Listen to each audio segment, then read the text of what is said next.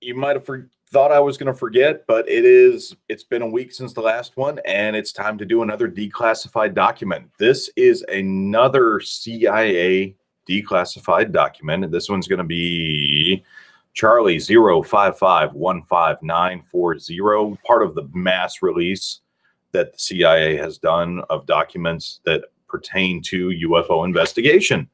This one here is from 3 December 1952, and just like last time, not going to tell you what to think. I will say one of the things that got me to read this one live is that it has some humor to it.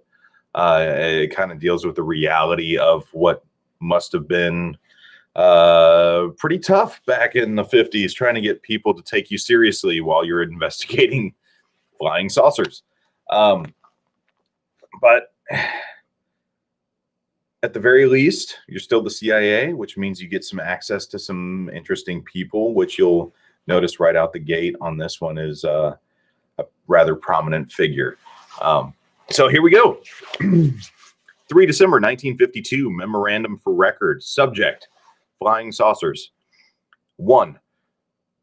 At 11 yesterday morning, I met with Dr. Julius A. Stratton, Executive Vice President and Provost of Massachusetts Institute of Technology, MIT, and Dr. Max Millikan, Director of, I believe it says GENIS. That's GENIS. I'm not familiar with that program. Excuse me. I briefed them on the various news reports of sightings, including the Limestone Base case. I know nothing of this. The Florida Scoutmaster, the Utah Motion Pictures, etc. I also brought Dr. Stratton up to date on developments which had occurred since our previous discussion of the subject in August. Dr. Stratton reiterated his earlier position that this is a subject which must be thoroughly competent. Excuse me. Dr. Stratton reiterated his earlier position that this is a subject which must be investigated, and he said that probably the best means of getting a thoroughly competent review of the problem would be through Project Lincoln.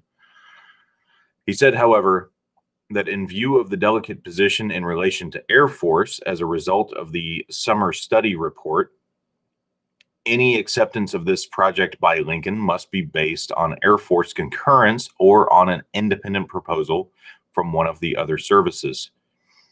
He said that Alfred Hill would be the best man to head the group. Assuming that it might prove impractical to place the project at Lincoln, we explored other possibilities, including Princeton and Caltech. Dr. Stratton felt very strongly that Caltech would be the better of the two in view of the presence there of Robertson, Lauritsen, and Spitzer on temporary duty from Princeton, Killikin's brother, and others. Dr. Stratton asked particularly that we keep him informed of the progress that we make in having this problem investigated, as he is personally very interested, as well as fully aware of the potential danger and implications of the situation. Following the meeting with Dr. Stratton and Millikan, I had lunch at the document is in bad shape. It's completely blanked out here. I had lunch at blank faculty club with Lloyd Berkner and Gerald Zacharias and briefed them on the recent cases and our feelings regarding their implications. Berkner, while apparently not interested in taking a personal part, felt strongly that the saucer problem should be thoroughly investigated from a scientific point of view. That makes sense to me. Zacharias did not appear to be greatly interested in the problem and made only one suggestion, i.e., that Shirley Quimby of Columbia University be brought into the picture. Quimby took his physics degree at the same time as Zacharias, is now at Columbia University, having during the war been a Navy scientist working on ASW. Zacharias suggested Quimby because the latter is probably the most expert man in the country on magic and general chicanery. That hurts. Number 3, my conclusion from these conversations is that it will probably be necessary to secure the full backing of DCI in order that a scientific review of this problem may be laid on. Without this backing, it would be necessary, particularly in the without this backing, it would probably be impossible to secure the Air Force cooperation, which would be necessary, particularly in the matter of availability of reports, etc. OSI, PGS, :BXD. There's a name on here. It's been stricken. Looks like PG Strong, not censored here. The letter B and the number 3 has been written in the bottom right-hand corner.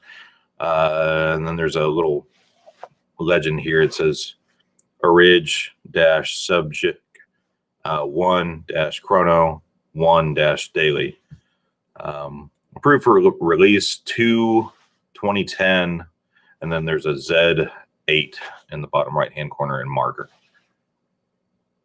So clearly, I mean, 1952, 3 December 1952, where our CIA is at least meeting with, let me make sure I get this right, Provost of Massachusetts Institute of, Provost of MIT at the time. MIT is really, I don't know how much you know about MIT and its growth, but around this time, it's getting on board with the SAGE project, which I think had to do with Project Lincoln, or Lincoln became SAGE later on, which is pretty cool. Definitely worth researching. Again, this is just a declassified document, not suggesting anything. It does seem, though, that at least on some level, the government has taken the investigation of unidentified flying objects in U.S. airspace very seriously. The cases that were referenced here, I really want to dig into these. And so if anybody knows anything about these, I would love to know more. The Limestone Base case, the Florida Scoutmaster, the Utah Motion Pictures situation, anything along those lines, that's news to me. I would really like to learn more.